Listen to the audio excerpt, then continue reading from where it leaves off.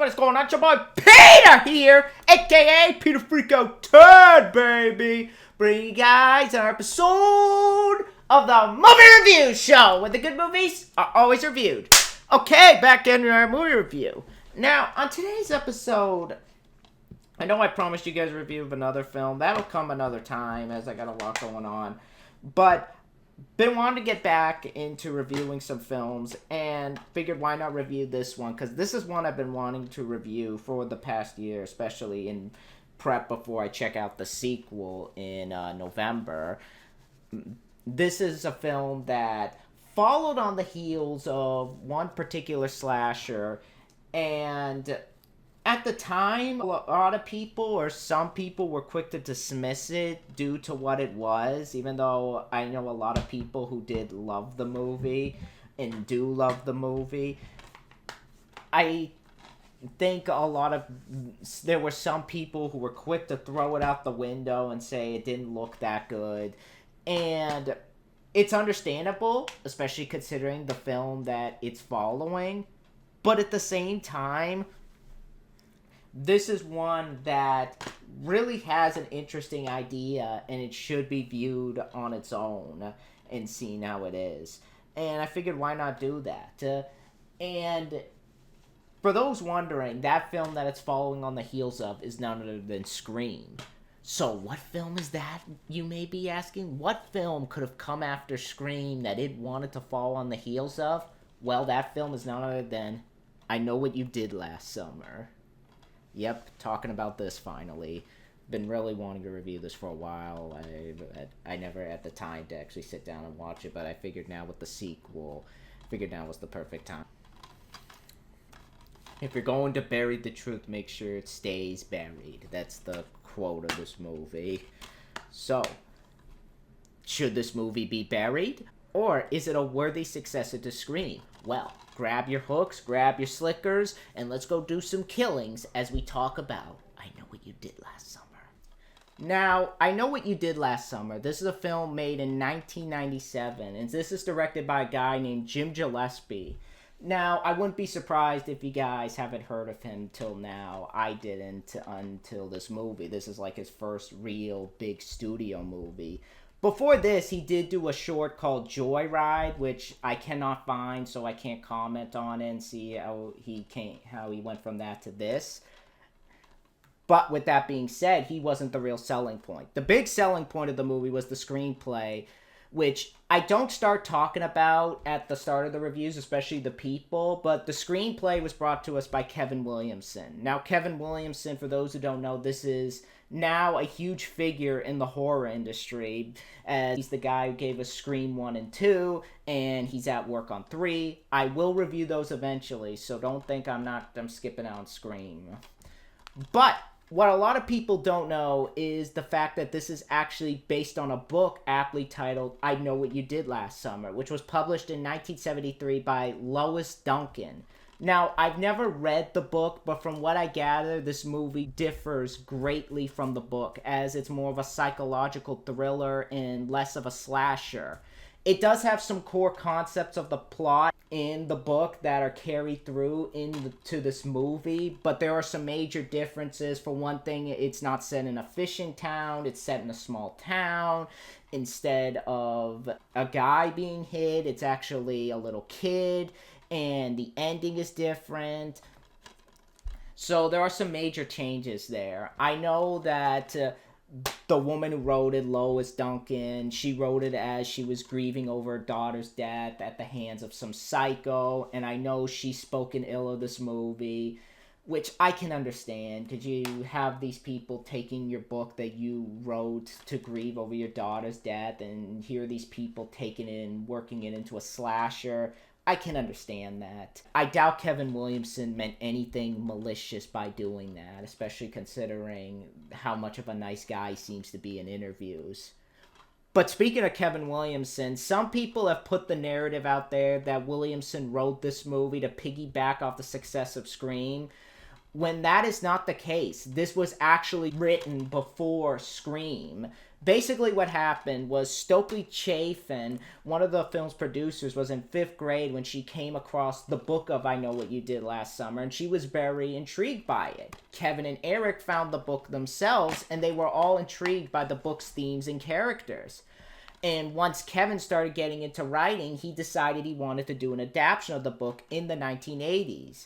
And it took some time to write it, and he started writing it in the 90s. However, the studio turned it down as they felt no one would see it. However, 1996, studios began to rethink his place in the film industry, as around that time, Scream had come out and was a huge hit for the horror industry, making $173 million on a budget of $14 to $15 million, therefore also receiving critical acclaim and revitalizing the slasher genre for the 1990s.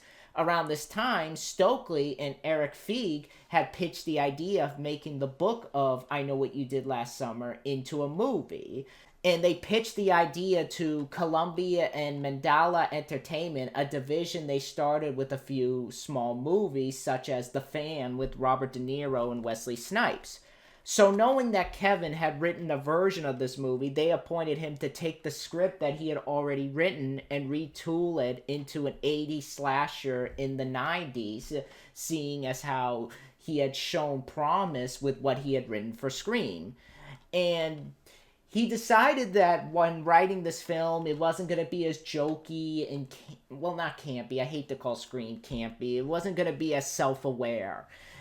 And he even retooled some small ideas, being that instead of being set in a small town, he was going to have it set in a small fishing village. He created the idea of the fisherman villain himself based on his father, who worked as a fisherman. He looked at this as if he was creating his own urban legend writing this movie, and even included the Hook story in the film as a sort of setup as to what's to come. Columbia and Mandala liked where they were going and greenlit the movie with a budget of $17 million, a much higher budget than that of the first Scream. Once all that was done, Jim Gillespie came on board to direct. He liked that while it was a slasher movie, he liked that there was a good sense of morality to it, with it also being a really good story. Once they got their director, they then got their cast, and they started shooting in March of 1997. They shot the film on location in Sonoma County, California, and Southport, North Carolina. Shooting went very well, despite Jim having disagreements with the use of blood in the movie, as he didn't want the movie to be too gratuitous, but he had to make some compromises, especially when it came to the violence. Like, he had to shoot some scenes of blood that he didn't want to be done, one of which was of note by the producers that they wanted, as they felt it's physically impossible not to show blood in this particular scene. But he also had to shoot some scenes of violence to give the audience a particular idea of how much a threat that this fisherman is. And he also had to deal with some problems, like him almost losing the boat that they designed for the final scene.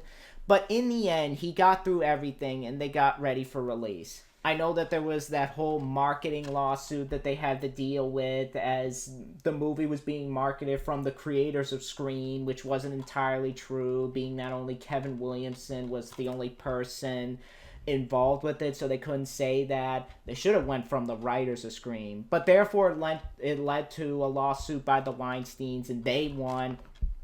I don't think anybody cared about all that, as Scream had come out, and they were like, oh, a slasher, it has that same sort of feel as it. I'm going to go see it. And it also helped that they put it out on October 17, 1997, shy of Halloween. And I think the people that saw the bits of the ad went to check it out. It opened the same day as Devil Advocates, too. And it opened to #1 at the box office, grossing over $15 million its first weekend alone.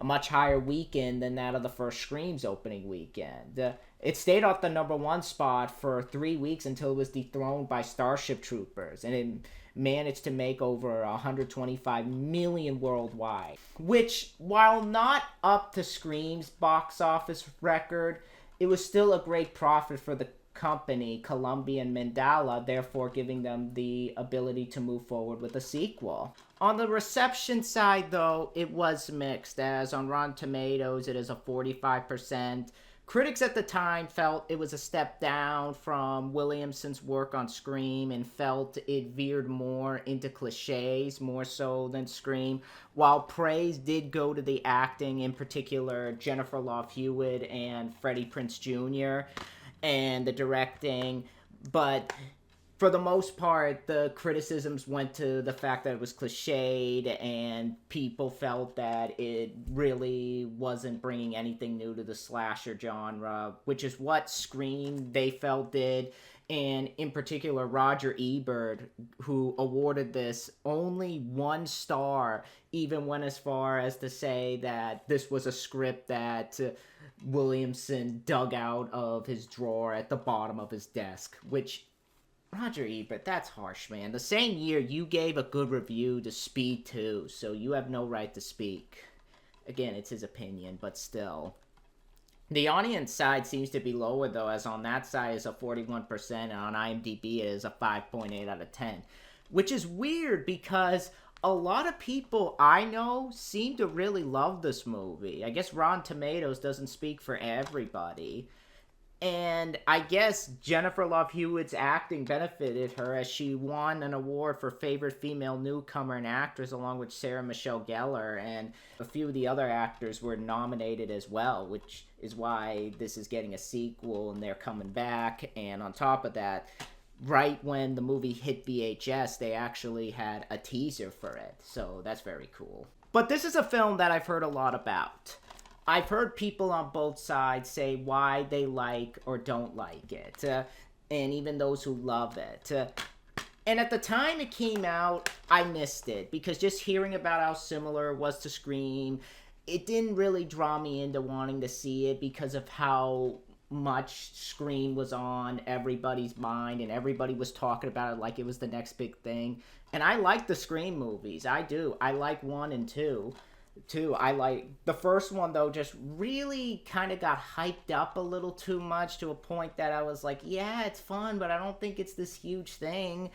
2, though, I like a lot more. But just hearing how similar this was, it just obviously didn't make me want to see it. I was like, at the time, like, obviously this is someone trying to piggyback on Scream's success. And I admit that was stupid, just thinking that. It was then I looked deeper into it, because at the time I didn't have the research that this was the creator of Scream, or the writer, I should say, to be more precise. It was then I saw the ad and I was like, oh, that explains a lot. So when it came out on DVD, I bought it for my birthday. And I gotta be honest, I thought this was great. In all honesty, I think there is a part of me that does prefer this to the first Scream. Not as much as the sequel, because I like the sequel a lot more. And like I say, I'm not putting down Scream, as I know there are a lot of people who prefer that movie to this, and I can see why. But I think the reason why I like this one is the reason that critics like Roger Ebert don't like the movie. The fact that it's more straightforward and more in line with a slasher from the 80s and less of the self-aware sort of meta stuff that Scream did, I think I captivated to that more. And it probably has a lot to do with the fact that since that movie has been trying to copy Scream, and none have done it as well. And I ask people this question, like, if you're going to do what Scream did, try and do it better. And I don't feel like, even though I'll check the other ones out, like a few of the slashers, like a few of the movies coming out have sort of had that teen sort of plaster everybody on the cover sort of Scream vibe there. Like they sort of had that teen, like actors from TV shows at the time that people were known for, and they went into horror and everything, and they kind of have that teen sort of teen TV show vibe that you would see on, I don't want to, sitcom's the wrong word, because they're not sitcoms, but it felt like everybody was trying to copy that 90s sort of UPN horror style on screen that Scream did, and none of them have done it as well. This one, though, I can sort of see Kevin didn't want to write the same movie again. So he made a sort of throwback to 80s horror. And I appreciate that. And I'll explain why I love it later. But with the cast in this movie, you got Jennifer Love Hewitt from House Arrest. She had a small part in Sister Act 2. She's going to be in the sequel to this. Can't Hardly Wait. She's also going to be in. I'll definitely review those. This was like her breakout role. You have Freddie Prinze Jr. He's also going to be in the second one, Wing Commander, and she's all that. This was also like his breakout role. Ryan Phillippe, he had a small role at a certain time on One Life to Live. He had a small role in Crimson Tide. Sarah Michelle Gellar from TV's Buffy the Vampire Slayer, which funnily enough I actually started watching after this film, and same year she would also be in Scream 2. Those are the main actors. The cast isn't large. Besides that, you have people like Johnny Galecki from the TV show Roseanne, Bridget Wilson, who was Veronica in Billy Madison. She was also Sonya in the first Mortal Kombat.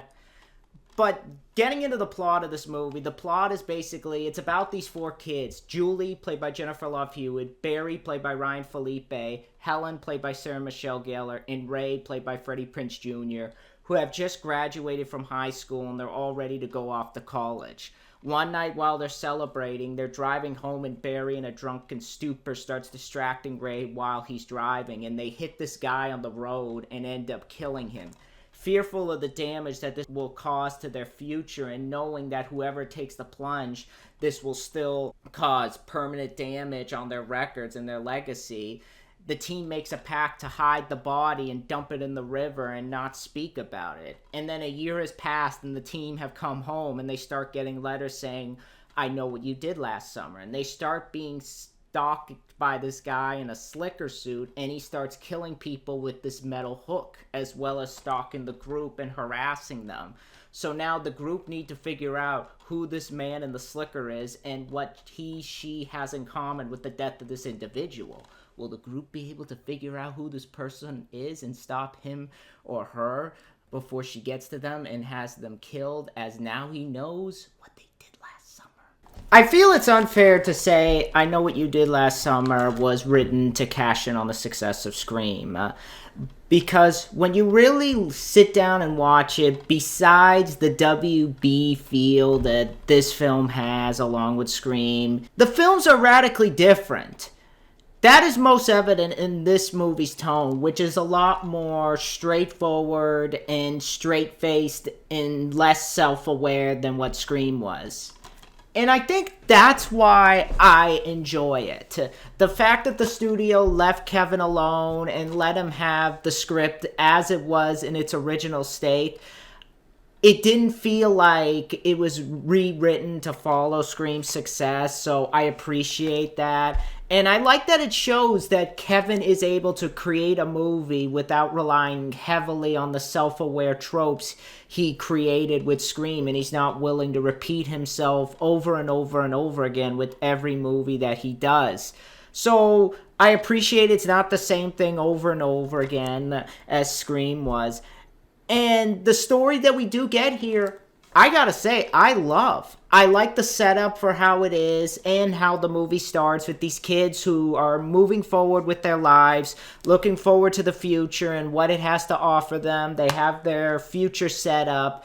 They don't make them like teeny boppers looking to party, so there's a sense of humanity to them. They're not the slasher stereotypes we've been seeing a million times. Not that that's a bad thing, but I feel for this film it works, and it kind of lays a sense of that this could happen anywhere in the real world.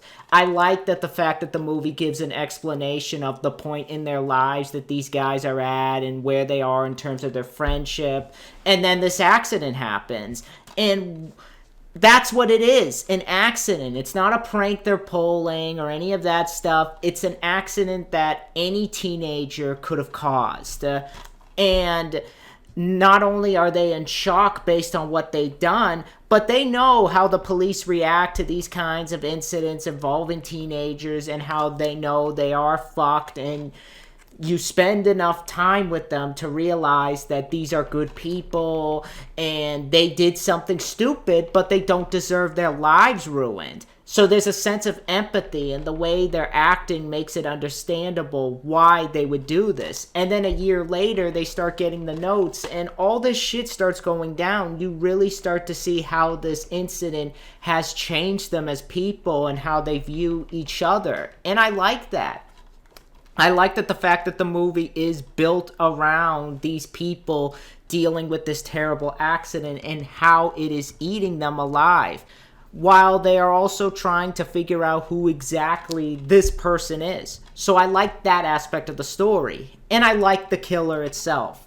No, actually, scratch that. I love the killer. The fisherman character, I thought he was so cool. I like the slicker, which I'll get deeper into. His weapon of choice being the hook, which is even on the DVD right there, the DVD menu, I should say. And I thought it was something different. We haven't gotten up to this point with slasher killers. A fisherman, it hasn't been something that we've done before. And I like the idea of how he's not just killing them right away, but he's also toying with them, like the scene when he cuts Helen's hair while she's sleeping, or he runs over Barry in his BMW. It kind of makes him very vicious, as he wants to just psychologically torture them before he kills them. Or even with the notes, that area also pertains to that, as he's sort of like, I know, and it's sort of like making them like look around and everything at people walking by, like it could be him, could be them. I like that. I think it makes him scarier that he wants his victims to know his presence. I also like the setting being this little fishing village, sort of reminiscent of something like the Cape Cod, especially being someone like myself who has been to the Cape a number of times, so I have an affinity for that. So I don't get why there's this feeling of the movie was made to ride on screen coattails. Just because it has the WB feel doesn't mean it's Scream, when it does enough to set itself apart from Scream. And it does some unique things that I feel aren't acknowledged enough. Like the killer's idea of how he's gonna kill them, but he psychologically tortures them, and the killer itself and the fishing village. That being said, some aspects of the script could be a bit better when it comes to the mystery side of the story, not because of the reveal and who the killer is, because the reveal I thought was ingenious and it was definitely surprising. But it's mostly at some points in the middle when it comes to them trying to get an idea of who this guy is, because some of those moments revolve or devolve, I should say, however you want to say it, involve angsty teen drama between Julie Ray or Barry and Helen. And it just feels like it takes away from the focus of them trying to figure out who the killer is. I like the fact that they're on guard and it's turning them against each other, but there's too many moments where it's either them arguing with each other or punching each other like Barry does with Ray at one point, or just the angsty teen drama from goddamn Dawson's Creek. It didn't feel like it was needed as much of a focus as it was. It's like it should have been just them sort of just more so turned on each other, as they seem to think one could be the killer, which they do, but it doesn't seem like it's on for that long, because immediately it's gone right afterwards. And we also don't get a sense of how psycho this guy was and why he's psycho over this, and I'll get deeper into that later. But yes, there is a backstory as to why he's so psycho and why she, again, I'm going to talk about it later, wants these kids dead, but it really isn't the hard punch that the movie wants you to feel it is, due to the fact that the moment is revealed towards the end and is more based on one motive, as opposed to them dropping subtle hints as to why she is like this. Because, spoiler, gonna put a spoiler there, you find out that the fisherman is this guy named Ben Willis, played by Muse Watson, who killed this guy named David Egan on the highway due to the fact that he blamed him for the death of his daughter. And as he was leaving, Julie and the gang accidentally hit him with their car, and having survived the crash, he spent the year planning his vengeance. Which, yeah, it's a cool idea, and I think and when it does when you do see Muse on screen towards the end, and he starts attacking Julie on the boat, which I'll get to, it's a cool idea, but with how much teen drama is focused on, there isn't a sense that the movie drops any hints of how psycho this guy is. And I feel that could have been touched upon a bit more, or at least had the teen drama balanced with the drama that they're going through right now. Overall, though, I will say, for the most part, the story works for what it sets out to do. And it works well in its own way and sets itself apart enough from Scream. Now, on a technical side, I will say, I've heard some people say Jim Gillespie is not that much of a director. I think that's a bit unfair because watching this movie, this isn't a guy who was phoning it in or didn't care about the movie he was making or was just saying, oh, it's a movie I gotta do. I think this is a well-made movie.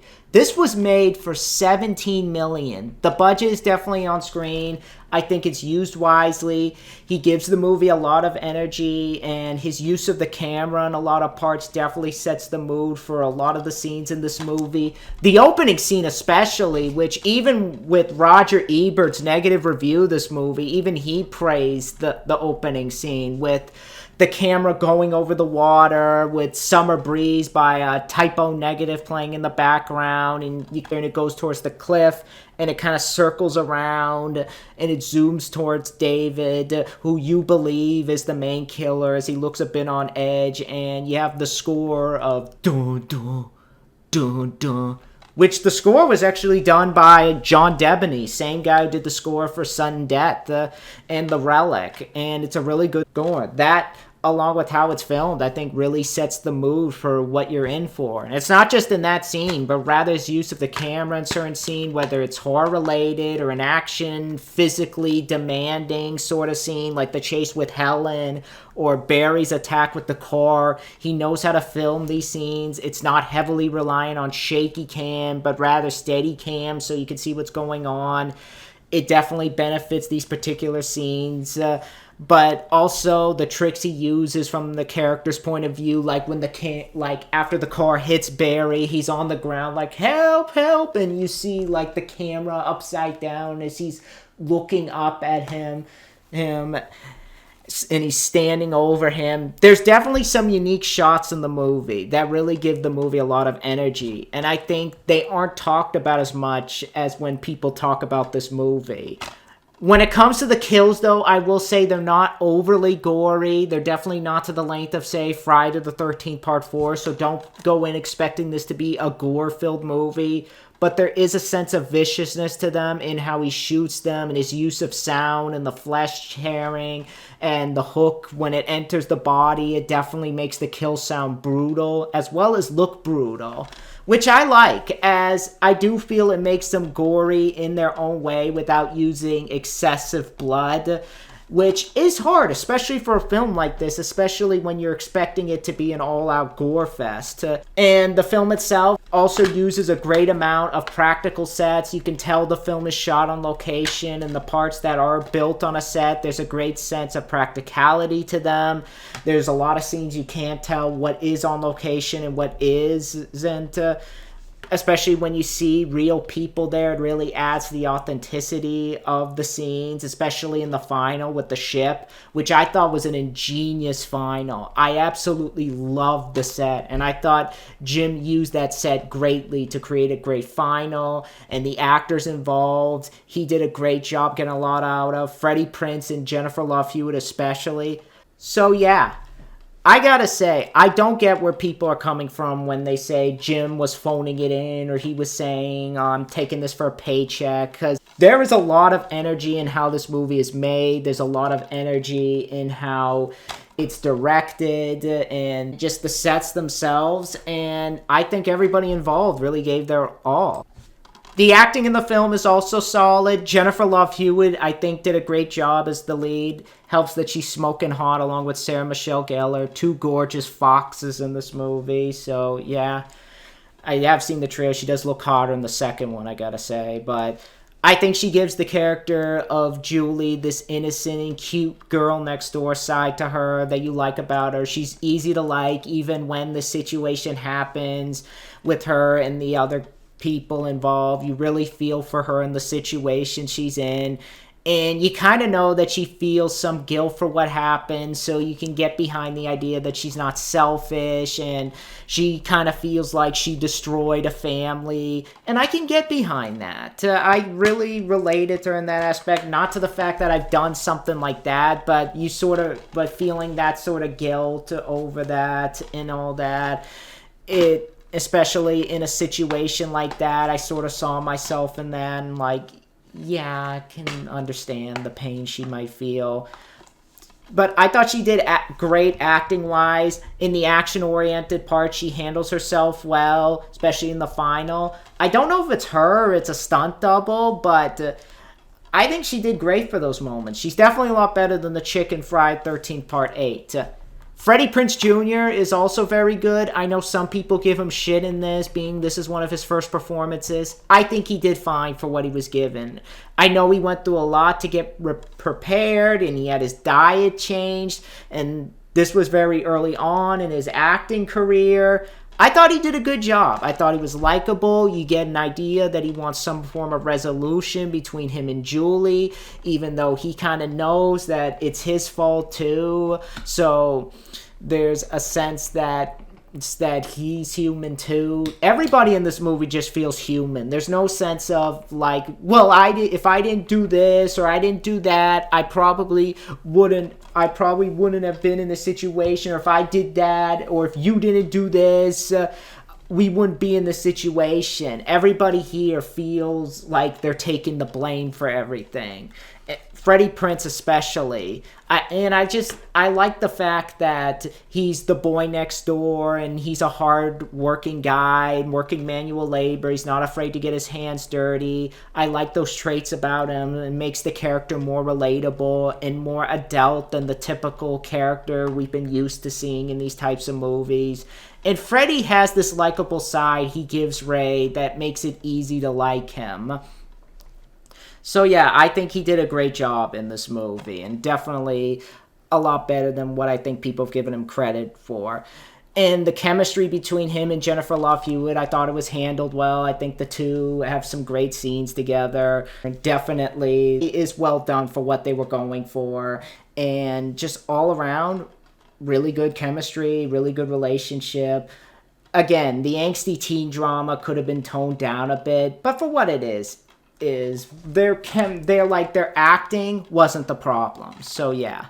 Ryan Phillippe, I think he's one of the best parts of this movie. Yeah, he's a douche, but you can tell he means well, even if at times he does go a little overboard, but it helps. Ryan Phillippe, you can tell, is having fun as this character, just how friggin' jock-like he plays him, and his reaction to certain things, like after he gets run over and Ray talks about, oh, we got a letter. He goes, you got a letter? I got run over. Helen gets her hair chopped off. Julie gets a body in a trunk. And you get a letter? Yeah, that's balanced. That line was hilarious. But he played that whole area well. I gotta say, he's a lot of fun in this. Of course, Sarah Michelle Gellar, Buffy herself, who also does a great job as this character. I know she describes the character as bitchy. I didn't really see that with her. I think she's just being the usual pretty teenager, but she isn't one that hits on other guys or cheats on her boyfriend, and she's in the same sort of level as the other guys working manual labor. And I like that they didn't make it so, oh, she's hot, so she's gonna die. So yeah, she did well for what she had to do.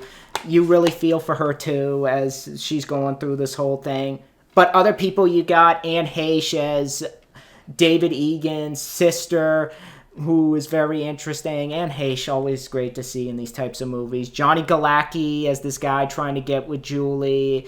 Bridget Wilson as Helen's sister, who works in the jewelry shop with her. They all do great for what they're given. But as great as there are, I think a lot of credit has to go to Muse Watson from There's Something to Talk About, and he's going to have some part in Austin Powers too. But he plays Ben Willis. And he does a fantastic job as this character.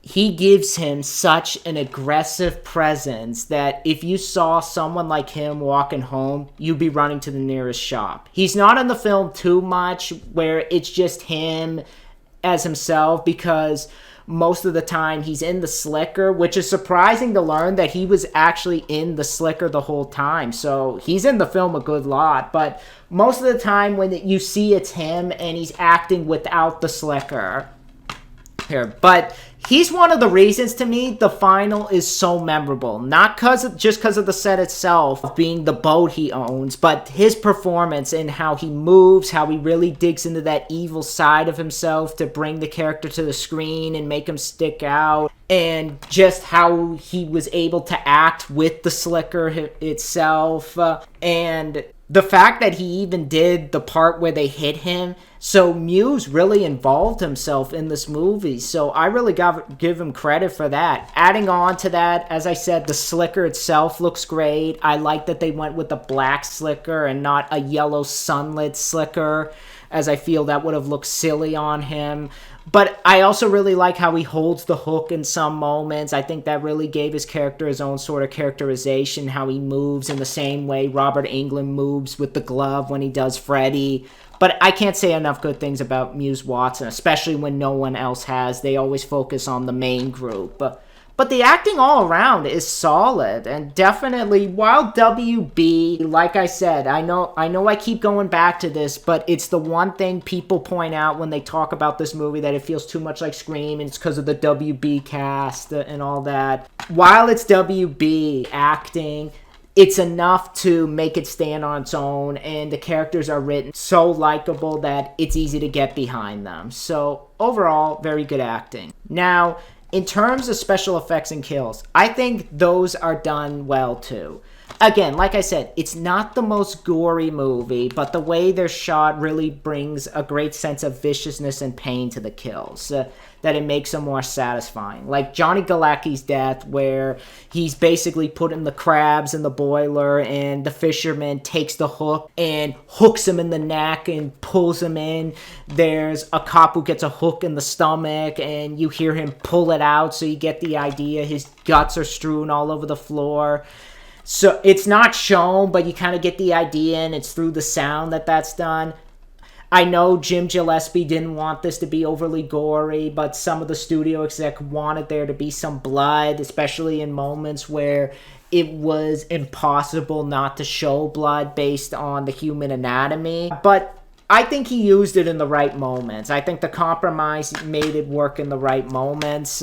And I will say, in those moments, the practical effects themselves look very good. It mostly looks all practical. I didn't notice any CGI, so I give points for that.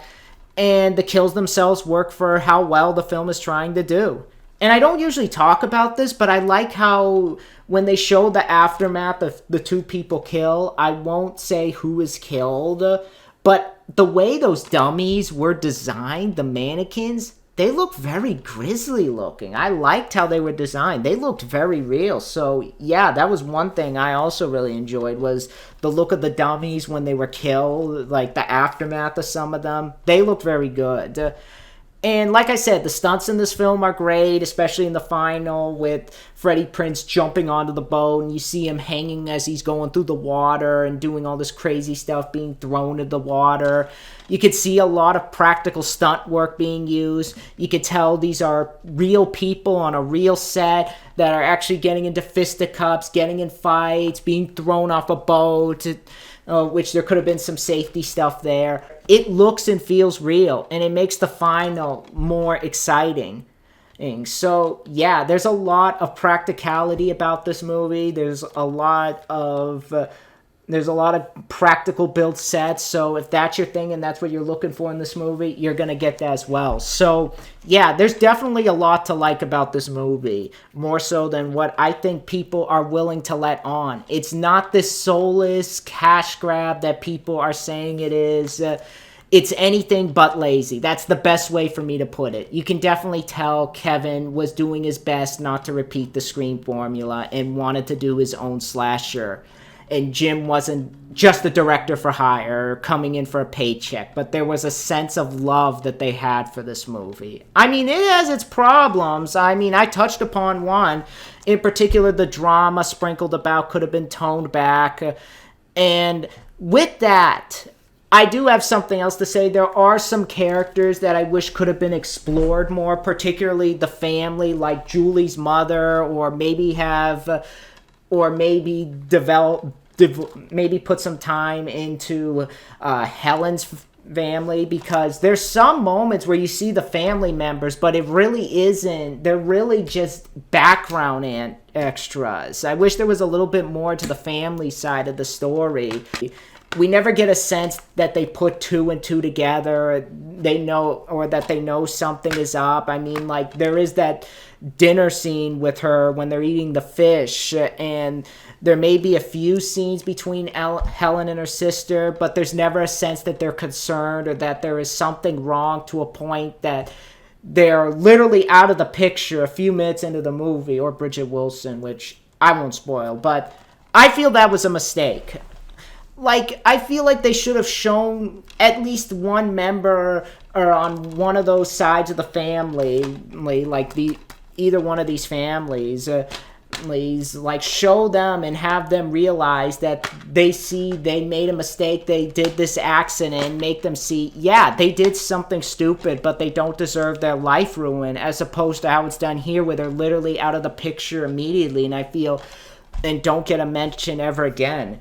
It just felt like an area that was wasted and could have been explored more, could have at least added an element of the story, that there were teens and they made a mistake, but you know what? People make mistakes, and that stuff will haunt them, but not everybody will beat them down, and they will see they screwed up and that they're strong to move on. But that's not the movie we got. But they're out of the picture.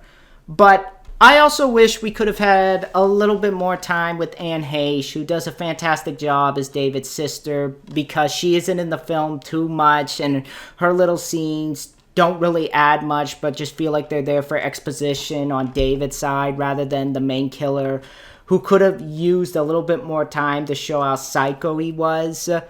But those are really my only problems with the movie, because bottom line, I Know What You Did Last Summer sets out to do. And I'm going to repeat this. It's not a Scream clone. It doesn't set out to copy Scream. It really stands on its own with a great killer, real characters that are easy to relate to. And while not as bloody as, say, Scream or any other slasher before this, they're enough to satisfy any hardcore slasher fans. So I definitely recommend you check out I Know What You Did Last Summer. And it makes me excited to see what the sequel brings. So when it comes down to it, I give I Know What You Did Last Summer an 8.2 out of 10. And it deserves it. Therefore gets the Alexandra seal of approval. Definitely one to check out if you're a slasher fan, or if you like the cast, or if you enjoyed Scream. Well, no, if you enjoyed Scream, being that Kevin Williamson wrote this, and you want to see what he does with the slasher on its own, you're really going to like I Know What You Did Last Summer. Don't go in expecting a Scream clone.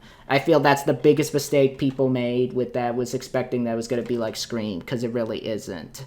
So yeah, really, really enjoyed this movie, and I definitely recommend you check it out. But that's my review for I Know What You Did Last Summer. Next time, I will work on a review for another game. I'm currently doing a Let's Play on Turok. I'm playing that. I'm currently doing a Let's Play on Legacy of Kain, Blood Omen. I'm also working on a review. I also have a review of Blade coming. That's one I really want to review. I have a lot that I want to review. May review The Surgeon. Disturbing Behavior is one I plan to review, and I also plan to review a few games along the way. But for right now, that's where I'm going to end this video. If you guys enjoyed this video, be sure to leave a like, rate, comment, subscribe. Let me know in the comments below what you guys think of I Know What You Did Last Summer. I'd love to know you guys' thoughts on it. Be sure to rate, comment, and subscribe, and I'll see you guys next time. Bye.